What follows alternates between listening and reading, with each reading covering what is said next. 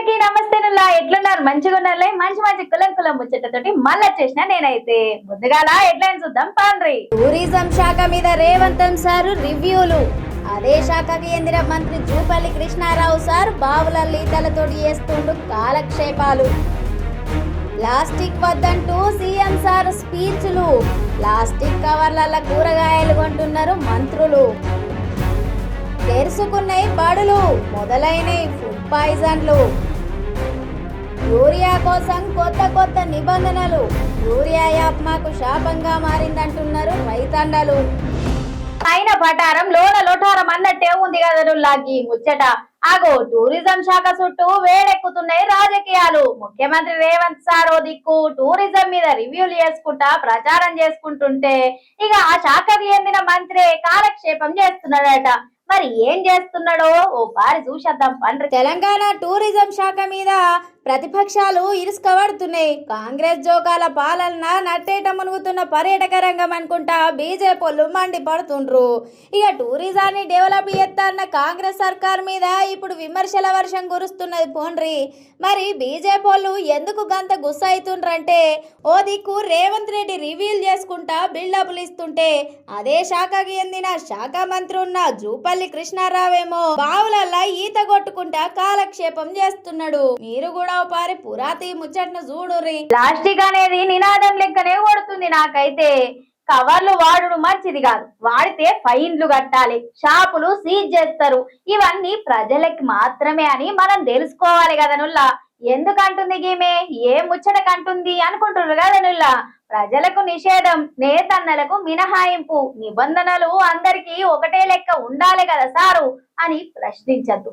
మరి మంత్రి కవర్ మర్చిపోయినరా లేకపోతే పాలసీనే మర్చిపోయినరా అన్నట్టే ఉంది కదా ముచ్చట. మొత్తం ముచ్చటను ఓ పారు అరుచుకుందాం పండ్రి. ప్లాస్టిక్ వాడద్దని ముఖ్యమంత్రి రేవంత్ రెడ్డి సారు ప్లాస్టిక్ నిషేధం అని మాట్లాడుకుంటా బయట్లు వేస్తారు. ప్లాస్టిక్ వినియోగం పూర్తిగా నిషేధమని, పర్యావరణం స్వచ్ఛత అనుకుంటా పెద్ద పెద్ద మీటింగులు కూడా పెట్టిండ్రు కదా నుల్లా.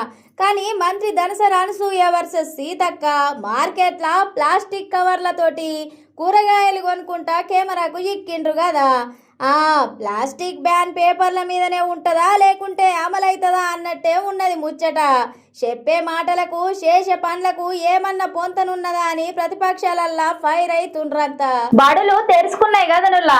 ఇక పిల్లలకు ఫుడ్ పాయిజన్లు కేసులు మొదలైనవి. ఉచిత బడని పంపితే విషపాన్నం పెడుతుండ్రు కదా అన్నట్టే ఉన్నది. పేద పిల్లల పానాలతోటి ఆటల అసార్లు. గురుకులాలల్లా నాణ్యమైన ఆహారం అనేది నినాదాలకు మాత్రమే పరిమితం కదా అనుల్లా. పిల్లలు మంచిగా చదివి ప్రయోజకులు కావాలని హాస్టళ్లకు పంపుతారు తల్లిదండ్రులు.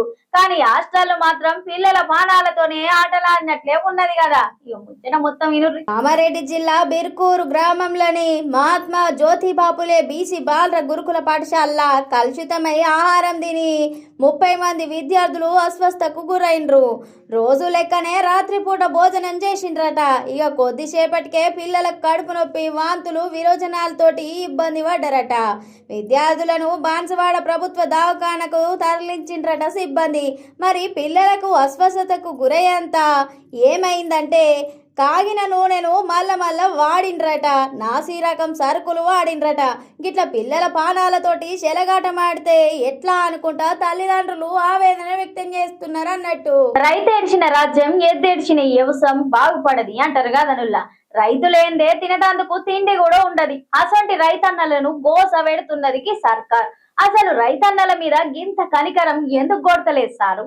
ఇప్పుడు గీ ముచ్చట ఎందుకు చెప్తున్నానో ఓ పారి మీరు కూడా ముచ్చటను పురాతినుర్రుల్లా. రైతన్నలకు యూరియా శాపం లెక్కనే మారింది పోండ్రి. యూరియా యాప్ బుకింగ్ లా ప్రభుత్వం కొత్త నిబంధనలు పెట్టిందట. యూరియా గురించి కొన్ని వద్దులేమో లైన్లు కట్టిపిచ్చిర్రు. చెప్పులతోటి సహా తిండి తిప్పలు బంద్ చేసి రైతన్నలంతా యూరియా కాడ కావలి కాసిండ్రు కొన్ని వద్దులు. ఇక ఇప్పుడేమో 1 ఎకరం రైతులకు 2 బస్తాల యూరియాని ఇస్తారట. 2 ఎకరాలుంటే 4 బస్తాలే ఇస్తారట. ఇక ప్రతి బస్తాకు నడుమ 20 రోజుల గ్యాప్ తీసుకొని ఇస్తారట. రైతులు పంట వండియాలనా లేకుంటే ఏం చేయాలని ప్రశ్నిస్తున్నారు సర్కార్ను. మంచిగుంది పోండ్రి యాప్ తెచ్చి తలకాయ నొప్పి పెట్టిండ్రు అంటున్నారు రైతన్నలంతా. ఇవి ముచ్చట్లు. మళ్ళీ ముచ్చట్లతోటి మళ్ళీ కలుసుకుందాం.